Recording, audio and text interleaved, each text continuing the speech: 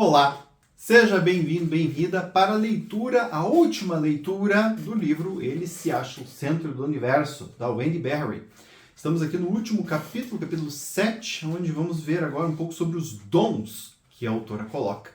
Para o quê? Dons para melhorar ainda mais a sua arte de comunicação para lidar com essas pessoas tão difíceis que são os narcisistas.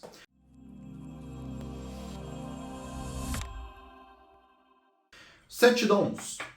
Ela vai falar sobre a arte do respeito mútuo, da exposição, do discernimento, colaboração, a arte de antecipar confrontos, se desculpar e a arte da escuta reflexiva. Então vamos lá. A arte do respeito mútuo. Exige reconhecer as diferenças entre você e os outros sem uma rotulação negativa. Esse é o dom da generosidade. Você aceita o ponto de vista ou a preferência diferente do narcisista sem se tornar crítica, sem defender a sua própria posição ou descartar as suas próprias opiniões, mesmo quando o outro está nítida e completamente errado. Você sabe que, embora dificilmente haja desafio quando concorda com alguém, as diferenças podem preparar o palco para um drama longo e persistente. Você está consciente de que entender algo não significa necessariamente concordar com isto. Então, a arte do respeito mútuo, ela vai falar sobre essa diferença entre eu entender e respeitar o que você diz e eu ter que aceitar e concordar com o que você diz. E vice-versa. O outro também tem esse mesmo direito sobre você. Em geral, com o narcisista é mais difícil que ele respeite a gente do que a gente respeitá-lo. Então, mas esse daqui também é um dom que é muito importante de ser desenvolvido. A arte da exposição. A exposição permite que você se livre do peso provocado pela supressão da verdade. Esse é o dom da coragem. Seguramente ligado à sua força interna, você descarta seu murmúrio habitual e revela sua experiência mais completa e vibrante ao narcisista, sem o uso de insultos gratuitos. Eu não me exponho para o outro xingando, destruindo o outro. Eu me exponho para o outro mostrando o que há dentro de mim. Eu não preciso destruir o outro. Eu não preciso acabar com o outro. Eu simplesmente preciso mostrar o que acontece dentro de mim. Você não revela seus sentimentos para fazê-lo se sentir uma pessoa terrível, mas ao contrário, para ajudá-lo a avaliar o impacto que o comportamento dele tem em você. Quando se sentir encolhida na própria pele, não desejando mais trabalhar nas minas de sal dos consentimentos passivos, não aceitando as agressões à personalidade ou a resignação desesperançada, esse dom liberta a possibilidade de haver comunicações reais. Porque se eu me calo muito, eu também não estou sendo honesto. Então eu também estou contribuindo para que a relação continue falsa. Eu também estou contribuindo para que a relação continue ruim para mim, Então é importante essa ideia de você expor, não para ferir, mas para deixar claro. E aí, como a autora fala, vamos ver o que o outro faz sobre isso. Como ela disse aqui, você quer ajudá-lo a avaliar o impacto que o comportamento dele tem em você. Essa pessoa se toca disso, ela para pensar sobre isso, ela reflete sobre isso, ela aceita isso, ou ela continua te xingando? Ela continua te xingando, aí o prognóstico é pior. Arte do discernimento. Ao lidar com os esquemas, os quais estão no centro do narcisismo e na forma como se lida com o narcisista, o discernimento envolve distinguir entre o aqui e agora versus o lá e antes. Esse é o dom da verdade.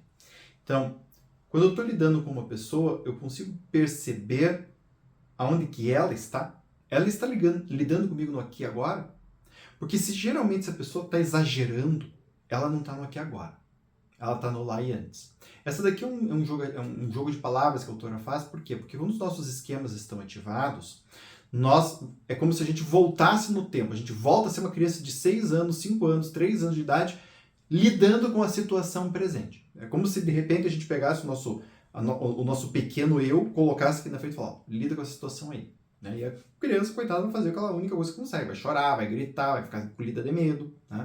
Então, tanto para o narcisista, para eu saber com qual nível que eu estou lidando da pessoa que está ali na minha frente, com ela adulta ou com ela mais infantilizada.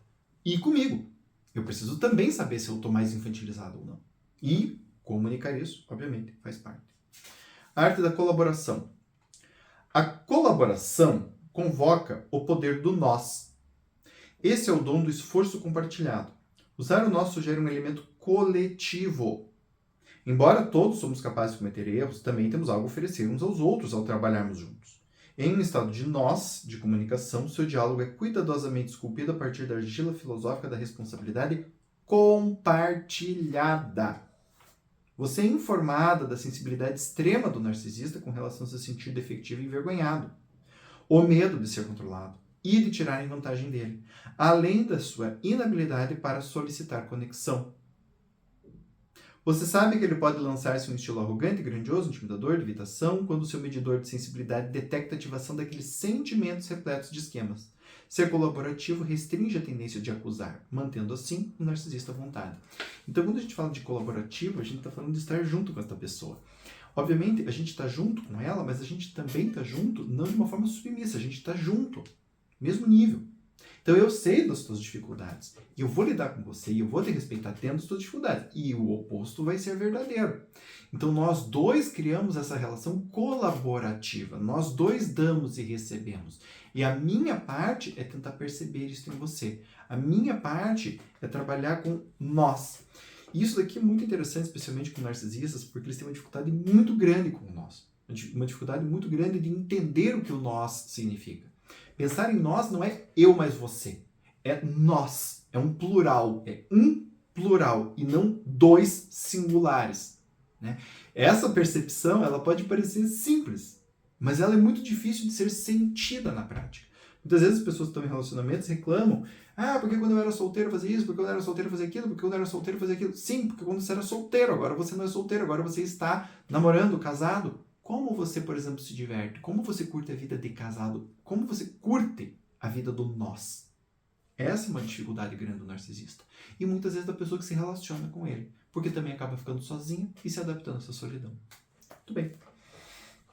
A adoção de uma abordagem colaborativa é especialmente importante com narcisistas difíceis, uma vez que estão propensos a enclausurar a sua vulnerabilidade atrás de paredes internas impermeáveis de autoproteção. Tá?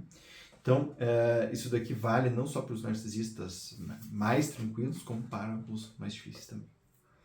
A arte de antecipar confrontos. Antecipar confrontos permite que você se prepare para as armadilhas previsíveis em seu relacionamento. Isso é o dom de previsão. Então, o que isso significa? A partir do momento que a gente começa a conhecer o outro, quando a gente começa a conhecer o estilo narcisista do outro, a gente começa a saber que tipo de atitudes poderão causar um problema. E aí a gente já se prepara para elas. É como a gente olha para o céu, vê que está meio escuro, assim, fala, vai chover, vou com uma galocha, vou com uma capa de chuva. Para quê? Para não me molhar.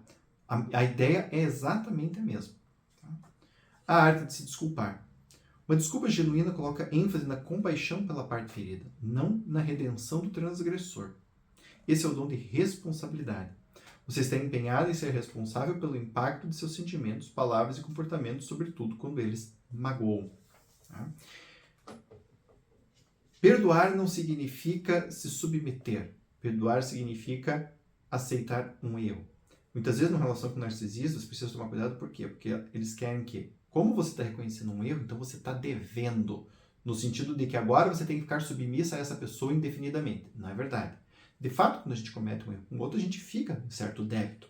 Não apenas pedir desculpas, mas também uma mudança de comportamento ou um comportamento reparador se fazem coisas necessárias. São comportamentos necessários. Porém, isso não implica a submissão à vontade do outro. Tá? Isso é muito importante quando a gente lida com narcisistas. E por fim, a arte da escuta reflexiva. Envolve espelhar a comunicação da outra pessoa e extrair sentimentos ocultos dela.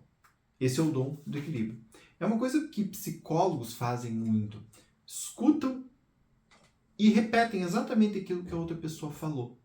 Quando a gente repete e a pessoa se escuta, muitas vezes ela tem um insight. Muitas vezes ela tem uma sacada. Nós podemos fazer isso pelo outro ou podemos fazer isso sozinhos. Então, ao invés de eu falar para o outro, eu repito na minha mente, com a minha voz interna, exatamente aquilo que o outro falou. O que será que tem aqui? Quando a gente faz isso com certa frequência, isso se torna um processo meio que automático. A gente meio que começa a sacar. Tem que ter um insight meio que instantâneo. E isso é muito importante numa relação com um narcisista. Não apenas porque mostra que você está conectada com uma pessoa de verdade, não apenas com o glamour que ela demonstra, mas com a parte ferida dela.